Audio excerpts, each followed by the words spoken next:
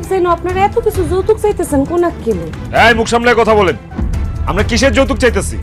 আপনার মতো একটা ল্যাংড়া লুলা মাইয়ারে বিয়া করে আপনার বাপের মুসিবত দূর করার চেষ্টা করতেছি। তার ঘাড়ের বোঝা আমি আমার ঘাড়ে নিতেছি, সেই জন্য সে উপহার হিসাবে এগুলো আমারে দিবে। আমার যদি সামর্থ্য থাকতো তাহলে তোমরা যা যা চাইছো তার চাইতে বেশি দিতাম, কিন্তু আল্লাহ তাআলা তো আমার সেই সামর্থ্য দেয় নাই। আমি কি করবো কও? বাবাজি, আমার মায়েটার যদি তুমি বিয়ে করো তাহলে তুমি সুখী হইবা। আমার মায়েটা খুবই ভালো মাইয়া। এই ভালো ধুয়া কি পানি খাবো নাকি? আপনার এই ল্যাংড়া লুলা মাইয়ারে আমি মাগনা মাগনা বিয়ে করতে পারবো না। 7 দিন সময় দিলাম, 7 দিন। আমার মায়ে যা যা চাইছে তা দিতে পারবেন কিনা জানাইবেন। আর যদি না জানান তাহলে এখন অনেক বিয়া শাদীর কথা পড়া রইছে, অন্য জায়গায় বিয়া করে ফেলাম। মা চলো। বাবা শোনো, শোনো বাবা, বাবা শোনো। আপা, আপা আমার কথা শুনে যান।